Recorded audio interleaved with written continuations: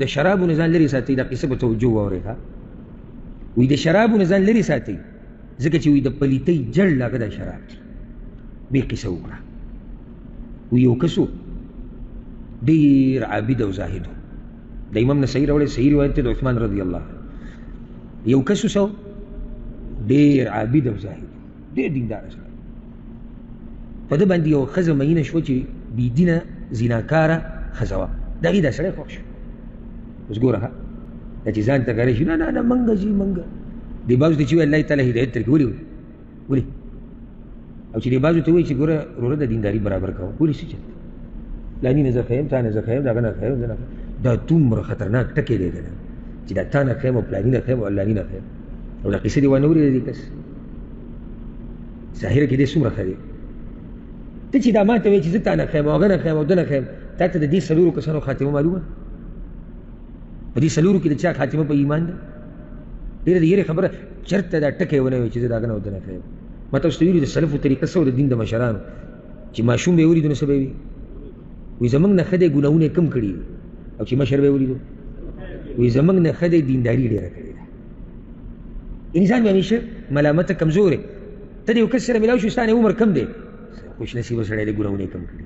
ته د یو کس سره میلاو شو ستا نه عمر زیات دی څه خوش نصیبه دی عبادتونه یې ډېر کړي دي. خو دا نه چې زه ترې ښیم د هغه نه زه ښیم د ده نه زه ښیم. دې قصې ته غوږ کېږده دا دینداره سړی دی او چل څه وشو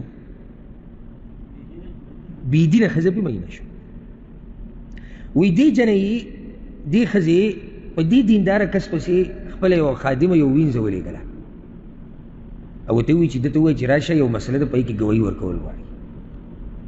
کوم طرف نه شیطان راځي او څومره د لرې نه دا قصه راته ویي ګوره ورته. هغه وایي دا خو د ثواب کار دی ګوایي له تله ثواب نه دی. بس روان شو.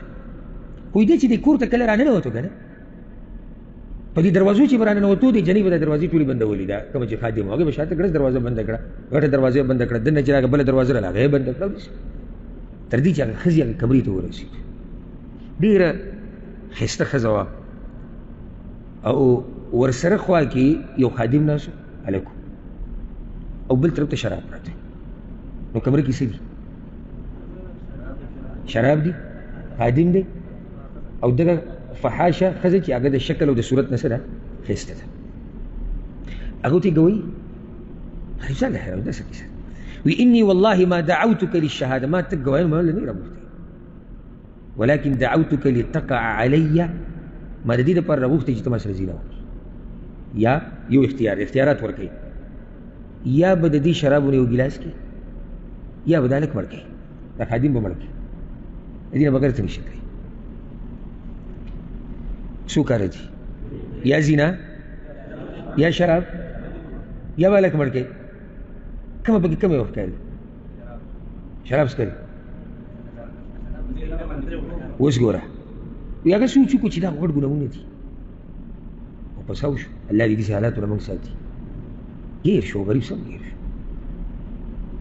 اوس که ښځې چغه کړه چې راغلی دی زینا له لاړ به شرموي که بله څه دعوه یې وکړه غریب لاړ به شرموي او کور ته دننه تللی دی.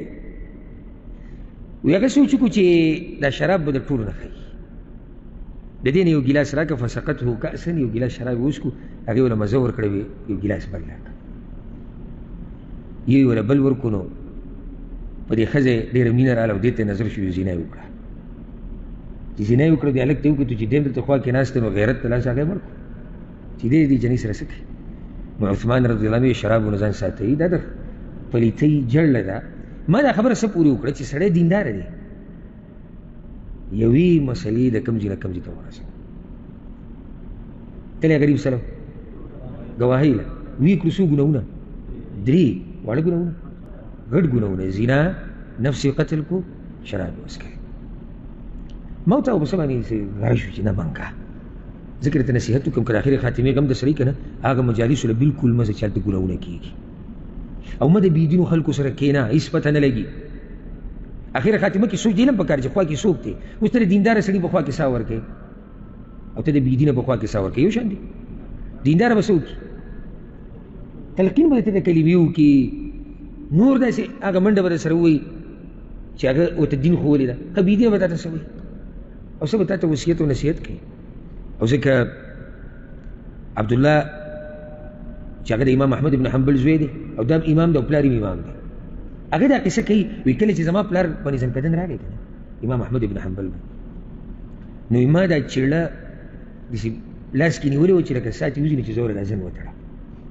کله سړي ته حالات معلوم شي نو دا اول نه څه وکړي، تیاری وکړي، ملک مخیل د سلې پرغم وکړي او د یو شي او د بل شي، لکه چې یو ته اندازه لګېدلې چې اخري مراحل دي او دا راته منځ کې ووایم چې لږ پرې بیدار شي، دا تیاری به زما او ستا باره کې هم خلک کوي، دا چیړې او دا ښځې او دا خاوره او قبر به کوم ځای کې جوړېږي او کوم ځای کې دا به زمونږ هم کېږي.